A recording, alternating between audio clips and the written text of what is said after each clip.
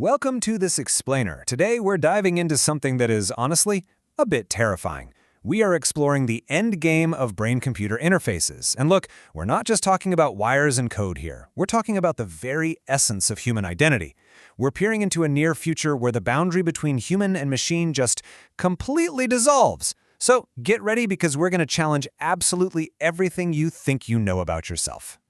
Just pause for a second and let this sink in. If you were to seamlessly upload your entire mind into a machine, transferring every single memory, every quirk, every emotion, is the consciousness that wakes up inside that machine actually you?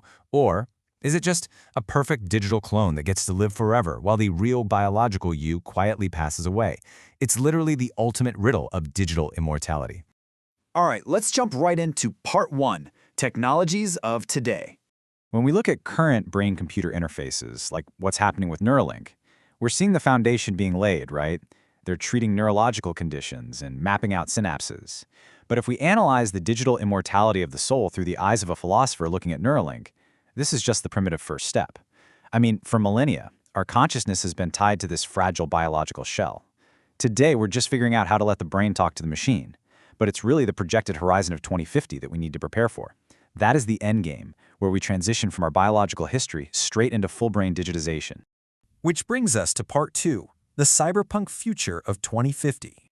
You see, the reason why 2050 threatens consciousness as we know it is because that's when the consequences of digital copying in the future of 2050 stop being just theoretical debates. They become consumer products. This is the exact threshold where our tech outpaces our philosophical understanding of what a human being actually is. We're faced with a stark, frankly terrifying trade-off. On one hand, biological life is fragile, it's temporary, it's totally dependent on a physical brain. But on the other hand, digital immortality is boundless, it's free from disease, but it's completely artificial. So, in trading the warm, flawed reality of being human for a cold, infinite existence on a server, what exactly are we leaving behind?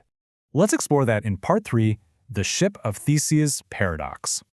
To truly grasp the horror of this trade-off, we have to turn to an ancient thought experiment. At its core, the essence of the ship of Theseus paradox asks a really simple question. Imagine a famous wooden ship. Over the years, its planks rot, and sailors replace them one by one.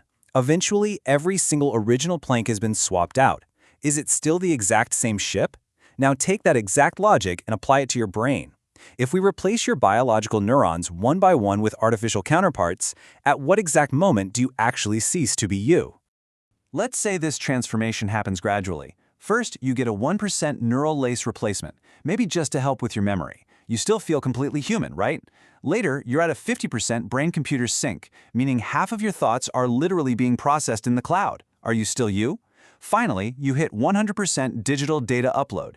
Your biological brain's gone. We have to ask, are these digital copies or are they personalities? Does your consciousness smoothly transfer into the machine or does it die quietly at some unseen percentage, leaving behind a perfect digital replica to just assume your life? And that leads us to our final and definitely darkest section. Part 4. Who owns your soul? If society accepts the digital copy as the new you, we run headfirst into a terrifying reality. We have to ask, whose property is the soul? Biological consciousness guarantees free will. You're independent. But in a corporate digital reality, if your mind exists on a server owned by a massive tech company, your existence is suddenly subject to an end-user license agreement. You literally become data property. I mean, what happens to your digital soul if your family misses a server maintenance payment? Can a corporation legally hit pause on your consciousness? The dark side of corporations owning your digital soul. Just let that heavy concept sink in for a moment. Because once you transcend your biological body, you don't become a god. You become an asset. You transition from a living, breathing human being with unalienable rights straight into proprietary software. The ultimate consequence of the 2050 endgame isn't just immortality. It's the literal privatization of human consciousness. So we're left with this chilling realization. The true meaning of digital consciousness remains a terrifying mystery.